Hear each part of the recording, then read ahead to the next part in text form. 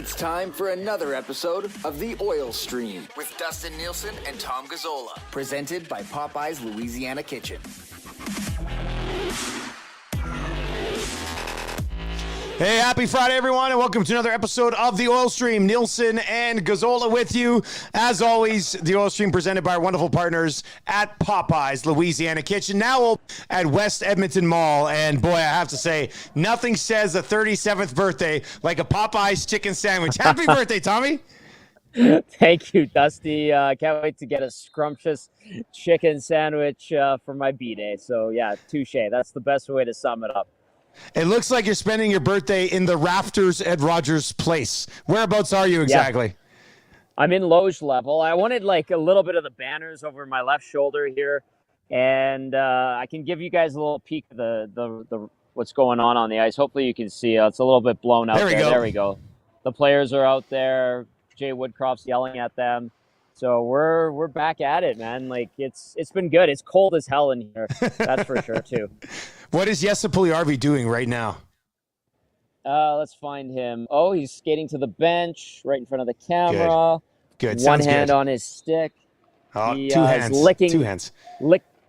He's licking his nose. That's good. I appreciate it. He's on brand, so that's good. All right, so rink report. I mean, you're there right now. Obviously, the two groups skating again today. They'll work towards the preseason action here coming up not too long from now. You'll be back on 1260 with the pre and post, obviously, Tommy. But anything, What's the discussion down at Rogers Place today? Now we're getting into the grind of camp. You know, the first day, hoopla and all of that after the medicals and physicals, that's gone. The first day on ice hoopla, which was yesterday, that's gone. Now we're getting into the meat of it. And the one thing I've noticed about Jay Woodcroft in his first camp, Dusty, is a lot of pace in a good way. In a good way. Like, he wants them thinking fast, moving quickly, and if they mess up, that he's right on them. Doesn't matter who messes up, you go again. And Yamamoto was a guy yesterday early in the second group who didn't get in on the forecheck quick enough, and Jay Woodcroft was like, no, Yamo, no, again.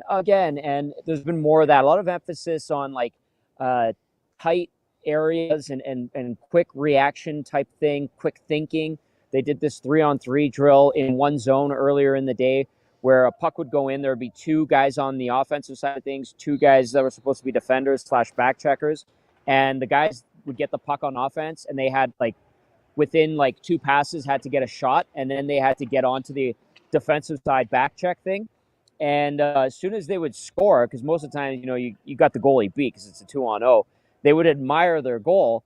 And they'd be like, oh, yeah, shit, I got to go back and back check. And so finally, after about 5 minutes, they started to clue in. And I think that's just to get the mindset going that you need to be thinking at all times. Sense of urgency. Yeah. Exactly. Yeah, sense of urgency, exactly. Yeah. That's important to establish. I mean, the guys can do their captain skates and everything like that, but those types of drills will get you up to live fire speed. So when things actually get going. So I think that's a smart move. No doubt about it. Let's get into your Boston Pizza appetizer brought to you by our wonderful partners at Boston Pizza. Takeout delivery options are just a click away, bostonpizza.com, or you can download the app today and order your Boston Pizza right there as well. A week from right now, myself and Tom Gazzola will be at the Hamptons Boston Pizza location. So if you're on the West End, you work on the West End, you live on the West End, or let's be honest, you work anywhere in the city and you just want to drive out and see a live recording of the Oil Stream, you can come do that. We'll be at the Hamptons location at noon on Friday, September 23rd. First 10 people that come up to me and say, hey, Dusty, give me the goods, I'll hook you up a little beverage to go with your lunch, which should be pretty good. Tommy, got to look here at the line combination so far. That's where we go for the Boston Pizza appetizers. The top 9 as of yesterday: Connor McDavid with Yamamoto and Evander Kane, Leon Draisaitl with Hyman and Jesse Puljujarvi, and then McLeod and Nuge and Fogle on the third line. We know there's going to be different looks even through the preseason. We know that these things could certainly change before puck drop. I think the big story, obviously, in this city at least, was the discussion of Jesse Puljujarvi back in the top 6 alongside Leon Draisaitl. I think an equally interesting conversation is Ryan Nugent-Hopkins not in the top 6 on that third line with Ryan McLeod. So what stands out for you the most, Tommy? A couple of things. it's good to see that they've got Kane with McDavid and then Yamamoto, Draisaitl, that combination together. The guy that can move around is Zach Hyman. He can go to the right side on the top line if they need. There's still going to have to be a move to get cap compliant, and it sounds like Jesse Puljujarvi is the guy. I know that upsets a lot of Oilers fans, and I understand that, but that's just the fact of the matter. And we talked about it on Wednesday's episode that with Ken Holland talking about Warren Foegele potentially playing the right side. I think that's a bit of a tell, but you've got Jesse Puljujarvi here. He could start the season here. They're not forcing a trade. They might have to if they can't figure out a solution to the cap. I know the 21-man roster thing to start out isn't ideal, but it's a possibility.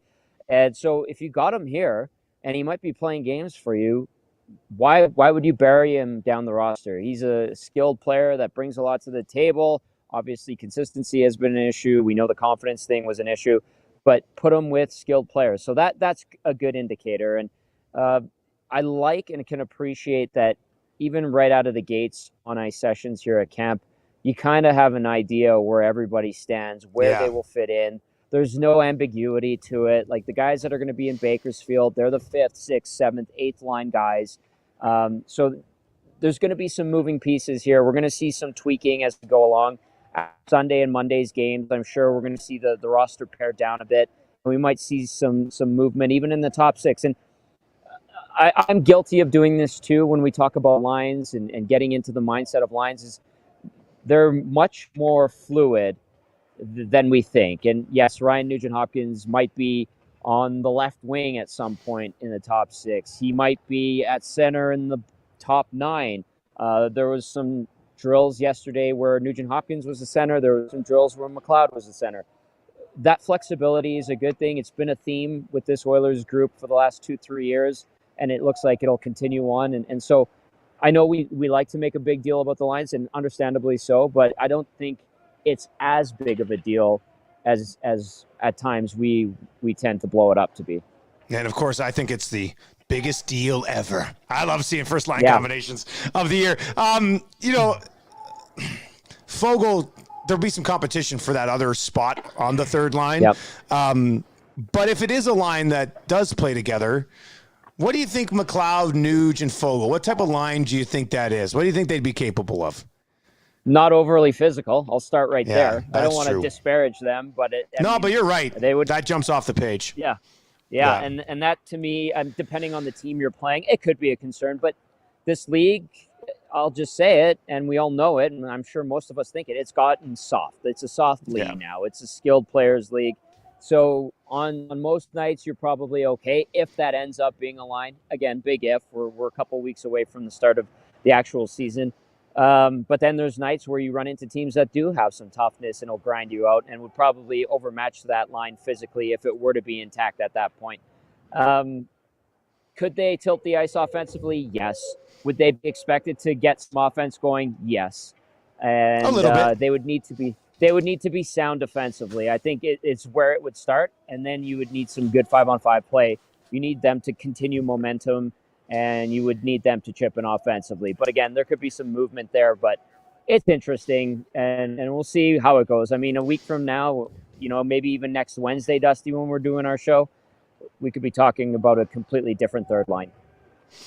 All right, that's the Boston Pizza appetizer brought to you by Boston Pizza. Once again, join us September 30th, Friday, noon, Hampton's Boston Pizza. We'll be set up in the lounge. Just slide on over and you just say, hey, Dusty, give me the goods. And it was great. We had a nice little crowd last time. It was really fun. I think everybody had a pretty good time. So looking forward to doing that again. Happy hour daily at all your Boston Pizza locations from 2 to 5. And then again from 9 until close. Tom Gazzola is down at Rogers Place for today's episode of the Oil Stream, in which the rankings of importance continues. And we go 15, 14, 13, 12, 11 today. And we'll get to the top 10 next week. We'll get to Cool Bet Inside the Numbers here coming up. We'll take a look at the current goal prop that is available at Cool Bet for Leon Draisaitl. We'll get to that in just a second. But let's dive in to the rankings of importance. Number 15 on our combined lists is Ryan McLeod, who does get a number, very reasonable number, $798,000. Said yesterday, thinks that this is a team that could do something special this year, wants to be a part of it.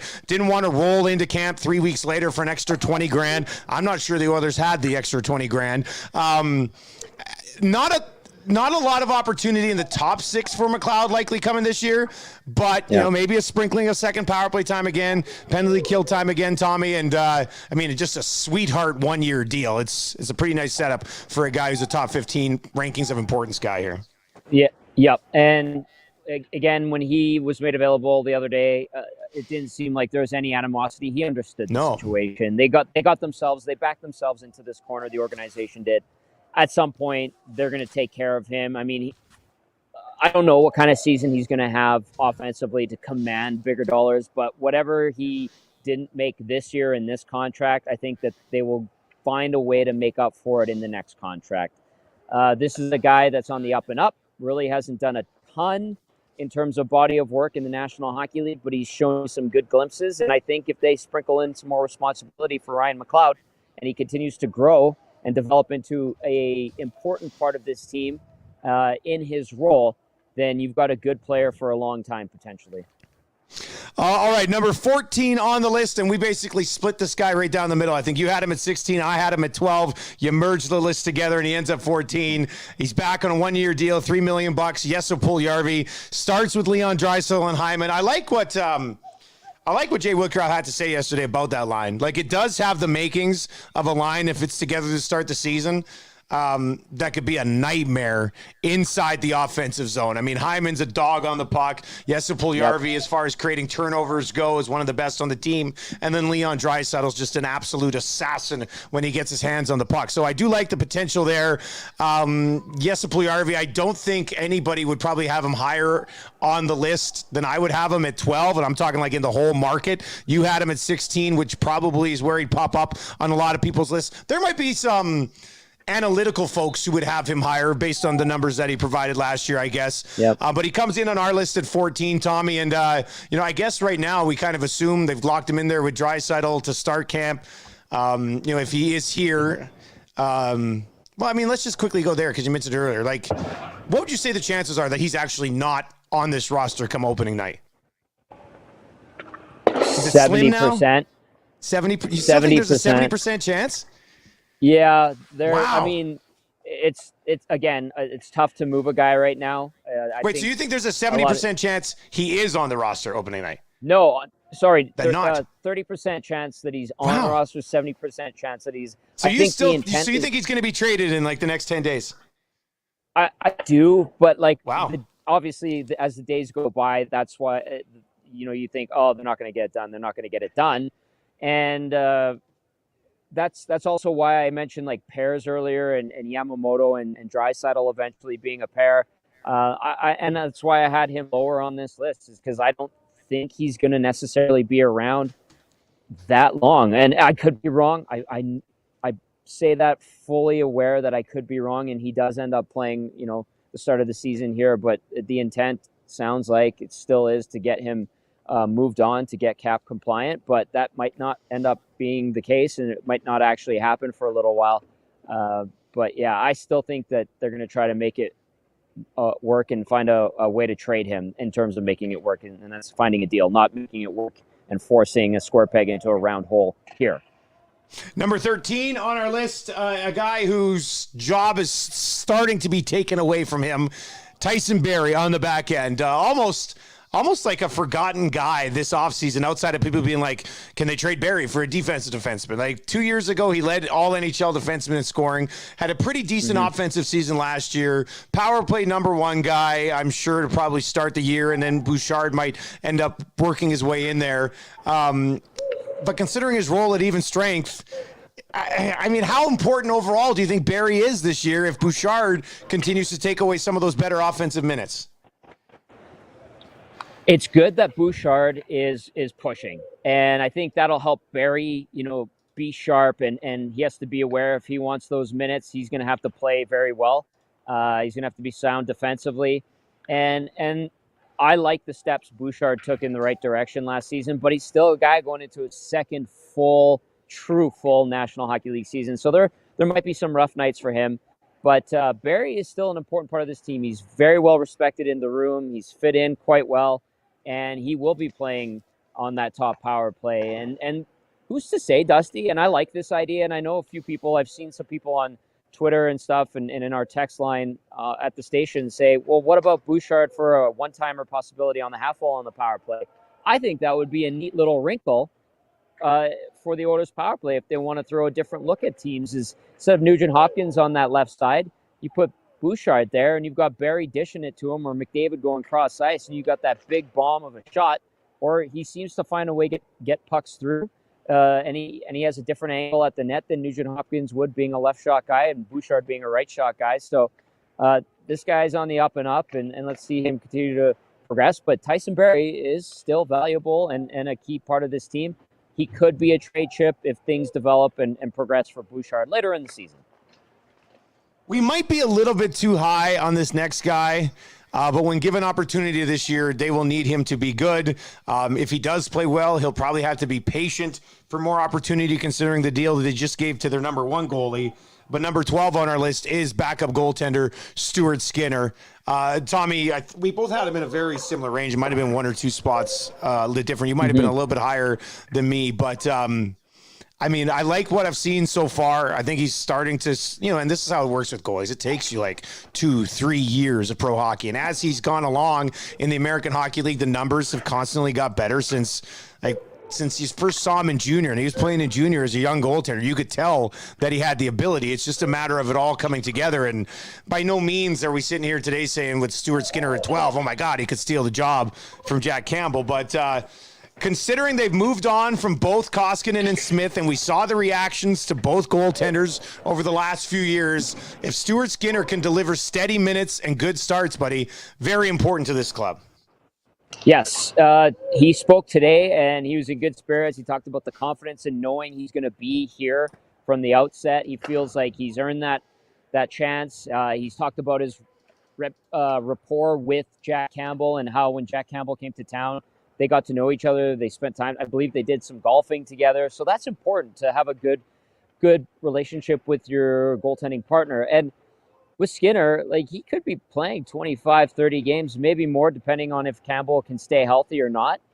I think he is going to be a key cog in this team, and you're going to need wins from your backup. And now we're seeing the league kind of shift towards a tandem situation in goal, and you need Stuart Skinner to continue to track well and progress. And then at the same time, you're going to need Jack Campbell to play well and give you solid starts and not allow the first goal of the game on the first 5 shots of the game, which really, really hurt this team in the last couple of years, I think.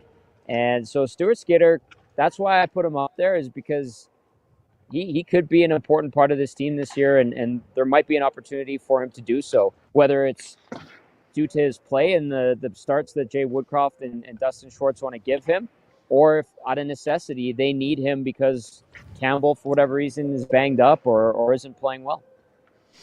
Number 11 on the list, Kylie Yamamoto. That'll wrap us for today. We'll get to Yamamoto here at 11. We'll give you the top 10 in 2 episodes next week. For Kylie Yamamoto comes back, he gets the 2-year deal, just a little bit more than Jesse Puljujarvi. Gets the opportunity to play with McDavid and Kane as they start training camp here as well. And a lot of people talk about top end potential of Puljujarvi over the last few years. Is Kylie Yamamoto good for 18 to 20 goals and 40 points again? And is that what it will be moving forward? Or does Kylie Yamamoto have like a 60-point season in him at some point? He has to be good for at least 40 points. He has to match what he did last year, and I think he has to better it. You're getting a glorious opportunity again, and he finally grabbed a hold of it late last season. So yes, 40 points, 20 goals plus, absolutely. Like, there's really no excuses. He's a bona fide NHLer now, so that's why he's there. If Josh Archibald were still on the team, I would have Yamamoto ahead of him this year, to those that like to gripe about last year's list of importance. I think Yamamoto is a guy that needs to hit that 40-point plateau again and then, push towards 50, because he's going to get ample opportunity 5-on-5 with 2 of the best players in the world. No excuses to go 7 or 8 games without a shot, or 7 or 8 games without a goal, for that matter. All right, let's get to cool bets inside the numbers here in the oil stream. Stay cool, bet responsibly with our partners at Cool Bet. Tommy, by the way, new Cool Bet swag has rolled in. I'll get it to you if I don't see you before next Friday. I'll bring it next Friday to our live episode of the oil stream at Boston Pizza in the Hamptons. Once again, these totals, we were looking at some speculative totals earlier in the year. A lot of these player props are already posted, and Leon Draisaitl's goal total is set at 48.5. And from a betting perspective, I think that's a pretty reasonable place to have it. There's always injuries that could take 10 to 15 games from a guy to make it hard to take a run at 50 goals. But at 48.5 for Leon Draisaitl's goal total, you can go bet this right now at Cool Bet. Click on NHL, and then there's another button you'll click on, and you'll see all the player goals. I mean, I think he probably takes a run towards 50. Tommy, are you going over 48.5 here for Draisaitl? I'm going to go with the over on this. I think he's in the heart of his best seasons. I think he's kind of, you don't hear anybody comparing Matthews to Draisaitl. You always hear Matthews and McDavid. And I think Leon, I don't think he's slighted by it, but I think he wants to remind people that he's pretty damn good too. And a way of doing that is by lighting the lamp and maybe trying to take away the Rocket Richard trophy from Austin Matthews. So I'm going to go with the over. I think he's going to be motivated. He wants to win.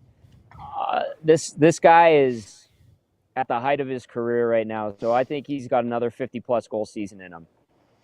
Yeah, I like it. I mean, he's stayed relatively healthy. Like, he's played at least 70 games, essentially, every single season of his career. Finished with 55 goals last year, which was an insane season. If he gives you 75 games again this year, he's going to take a run at the 50 goals. So 48.5, 100% on the over. If you want to bet it right now, hop online at Cool Bet. Stay cool, bet responsibly. You can find Draisaitl at 48.5 if you want to pound the over. I'm sure we'll get some Edmonton money on it, and they'll probably end up having to move in the line before the season begins. All right, Tommy, how much longer are you going to be down at the rink there today, buddy? What's the plan here for you? It's your birthday, man. You're working too hard. I know. Thank you. You're the only person that's ever said that, so I appreciate it very much. They just went off the ice, the second group today on the main rink. They're going to head over to the DCA. They're going to probably do another 40 minutes out there, and then Jay Woodcroft's going to talk. So we should be wrapped up, and I would say in about an hour or so, and then let's begin the birthday celebrations. Yes, buddy. You have a great day once again. May I suggest the special birthday Popeyes chicken sandwich from all of your Popeyes Louisiana kitchen locations, now open in West Edmonton Mall. Make sure you check that out. Tommy, we'll let you get back down to work there at the rink. What do we say? Hashtag, subscribe, influence. I mean, so many good things that we can do as you support the oil stream. Yeah, I mean, the influencer lifestyle, Dusty, as we know, is a hard knock life, and it never ends. You're always about that gram. We got to get all that good content up there. So be sure to like, share, and subscribe, and smash that thumbs up button. Have a good one, everyone. Enjoy the weekend. Yeah, enjoy your weekend. We'll talk to you next week, everybody.